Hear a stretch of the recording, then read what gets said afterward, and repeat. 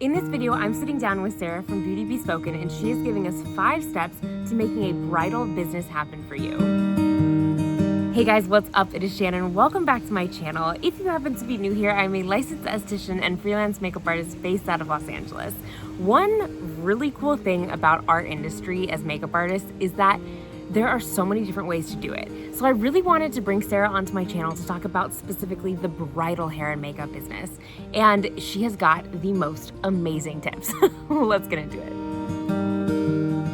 So before jumping into bridal hair and makeup, I was working as an esthetician. At the time, I loved makeup, and all of my friends and family knew that. So they would reach out and ask me to do their makeup for special events and occasions. And then eventually, I was doing it often enough that it was becoming very expensive. It was past the point of hobby where I needed to start charging for it. I started actually charging, although we're gonna get into prices at the end. I wasn't charging enough, and I was trying to learn how is this going to be a profitable business. Right.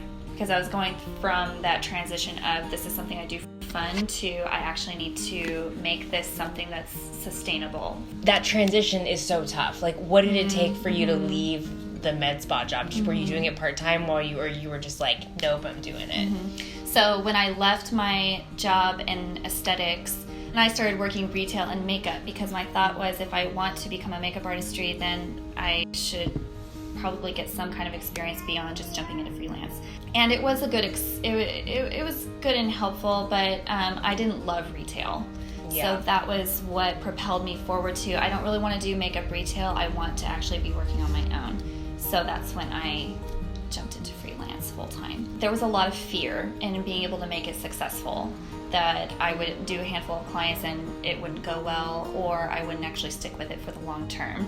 Because the income, it's unreliable. It's not a 9-to-5 schedule. And before I actually decided to turn it into a business, I invested in business classes. So my first recommendation would be to do exactly that. Set up systems in your business before you launch in, because eventually you will get busy. It's only a matter of time. And if you set those systems up later, it will be much harder to do at that point, and it'll be kind of like you've got this waterfall and you're just trying to pinpoint where your pain points are, as opposed to having a secure system in place from the beginning. The one piece that has helped me the most throughout my I would spend tons of money on it over and over and over again. It's been so wonderful.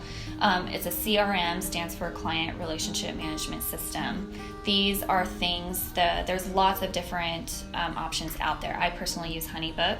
There's 17 Hats. There's Dubsado. There's Tave. There's lots of different specific CRM systems out there that allow you to capture your client information. When a client sends you an email, for example, and she says, I want to get my hair and makeup done by you. So instead of having to respond manually to every single inquiry you get, you can have a system in place that will do that for you automatically every time you get an inquiry. Every time you book a client, you have a system in place that will automatically send your invoices for you. It will send automatically your thank yous for you. Things that will save you so much time later down the road as you get busier and busier. Yeah. And it keeps it organized, because it can be hard to remember, did I send that person that invoice? Do I have the schedule set up for that bride? Right. So these are things that ensure everything is organized so that it makes your life easier and you can actually focus on doing hair and makeup.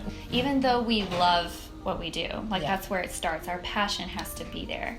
But it can't flourish if you don't have these business foundational pieces in place. How much actual business training do you need? Do you recommend? What did you take from business school? Oh yeah, I think it's based on everybody's individual personality types and their knowledge already. Okay. Maybe they've already been doing freelancing for a while, and there's things that they already know.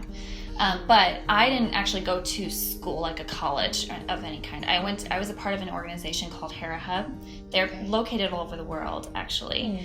A lot in Southern California. They've got multiple locations. They are an entrepreneurial connection source for people. Wow. So it was lots of other women there that have their own businesses, and they would contribute.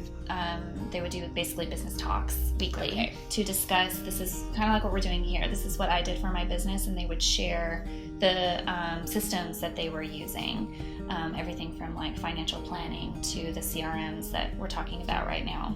Wow. And so it was learning from those gals. I implemented those things in my business before I actually launched in to do freelance work. Were any of the things like, how was it translating? Because I feel like business school, it just feels boring, overwhelming. Yeah. And then you're like, how much of this actually applies to me? Yes. You know what I mean? Yes. So how was it transitioning things to your own business? Like, and when did you know, like, I don't need to do that, or I do need to do that, or like, you know, figuring out that? Well, it's also going to be different per business too. Fair. Even within makeup artistry. Every makeup artist likes to do just like our kits. Our kits are unique to who we are. So I think it is just learning knowing who your ideal client is a really good first step, and that will determine which systems you need to have. Okay. Perfect. Yeah. Well, and that kind of leads us into number 2. Yeah. Yeah. Totally. Branding. How important that is for So hair and makeup important. artistry. I think it's important for any business out there, but for hair and makeup artistry, I market myself as specializing in natural hair and makeup looks. So the reason why I came to that conclusion, when I first started freelancing, I did everything under the sun. But the clients I loved working with, the makeup that I loved when I would leave those jobs, were the clients that preferred the natural makeup looks. And I felt like I connected with them in a different way. So what I encourage other friends and other colleagues to do as well is figure out what you love to do in makeup artistry. Maybe you love winged eyeliner. That is you can whip it out like nobody's business. There's very few people that can, by the way. Yeah, it's an art. It's a skill. Yes. Yeah. Or you love red lipstick, or you love doing something in particular. That is something you should use as your branding mark, because that is the work that you will begin to attract.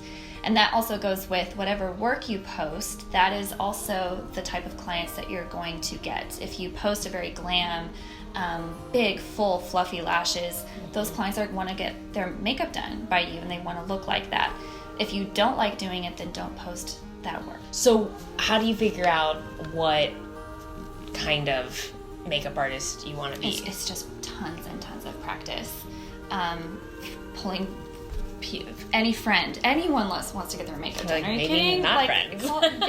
Literally, you can go on the street. Hey, can I do your makeup today? Fair. But really, who doesn't want to feel special and pampered, and just trying out new techniques, trying out things you haven't tried before, or practicing the things that maybe you aren't as confident in, and maybe developing that further.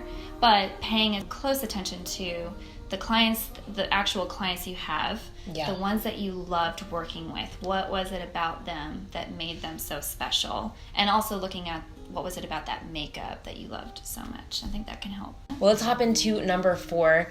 You've got all these things. How do you get clients that are paying? Yes. Well, a big one is word of mouth, which may be from other friends and family that you already have, but a really good source is referrals from other wedding vendors. And there's lots of different ways that you can establish those relationships.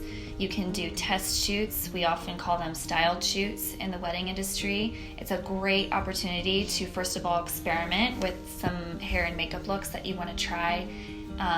You'll get some professional photos back of your work, and that's even better. But whenever I go to a styled shoot, I am there to serve the other vendors, because I want them to get to know me as a person, in addition to being able to see my work in person. So you can start chatting with them, get to know them on a personal level, get to know their business, what type of brides do they love to work with, and you can share that with them as well. Over time, as they get to know you, they will start referring you work, especially if you have a good business in place, everything is organized, and they can know that their brides are not only going to look beautiful, but they're going to be treated really well. Okay, so you've been to business school, you know what kind of makeup you want to do, you practice your little hiney off, and then you've networked. What's the last piece of the puzzle? Yeah, I mean, in order to make money, you got to know what you're going to price yourself at. And so the starting point for that, there's lots of different ways to figure out where you should begin. First of all, it's your area where you live. Everyone is going to be different based on that. And looking at the other artists in your area, maybe reaching out and asking them, hey, I'm a brand new artist. I want to start doing bridal hair and makeup. I just don't know what price range I should be at. What would you recommend? Rather than like coming out very forward and strong as like, what do you charge? Asking their opinion so that they can provide like a rough range. By undercutting and by charging extremely low rates, that is hurting the industry as a whole. In addition to yourself, I mean, you've got to be able to charge enough so that you can pay your bills. And I think that's also one of the starting points, is evaluating how much does it cost you each month to get your supplies, to maybe pay for your gas to go to and from these places, and figuring out what your baseline should be, and also figuring out where you want to be one of these days, because typically we will start lower than where we want to be eventually. How I figured out a good starting point was reaching out to other artists and figuring out, maybe sometimes they even post their pricing on their website, and that can give you a really good starting point as well. But as you continue to grow your business, then your prices should reflect that. And I think that the good time to know when to raise your rates, when to get to that next place of where you aim to, or what you aspire to be at, when you are booking weddings and you're having to turn down weddings because you're already booked, or maybe it's not the best fit for you, whatever. As your schedule fills up, that's when it's a good time to raise your rates, and be okay with that. You don't have to feel like, oh my gosh, I feel that sometimes when I've raised my rates before, and I've done it consistently throughout the last 3 years that I have been working, and I have done that as my schedule has continued to grow and build. And so did you learn a lot about pricing and knowing how much it costs to do a service, like through your business class? Yeah, that was a good starting point. But then it was a lot of just connecting with other bridal hair and makeup artists and people I developed those relationships with. Yeah. Where it was comfortable to have that conversation of, what are you charging? Do you feel comfortable sharing that with me? Right. And vice versa. And getting advice from one another. I have some really close dear friends where I feel very confident reaching out to them and saying, hey, like, I think I'm going to raise my rates this year. What do you think about this? Or it's not even about necessarily rates, but sometimes it can be maybe you're going to include additional, like a experience of some kind. Like, there's different ways in the bridal industry to rate and price yourself. So getting input on that is helpful. A huge thank you to Sarah for taking time out of her busy schedule to come talk to us about the bridal hair and makeup industry. But guess what, guys? This playlist is not done. I actually got her to take us through her bridal makeup kit, which is coming up next week, and seriously, the products and her organization will blow your mind. And then after that, I've got one more sit down chat with all of these questions that came up during our interview that I didn't have time for in this video. As always, there are more tips and tricks on Facebook and Instagram at Makeup by Shannon Marie. I hope you guys are having a great week, and I'll catch you in the next video. Bye guys.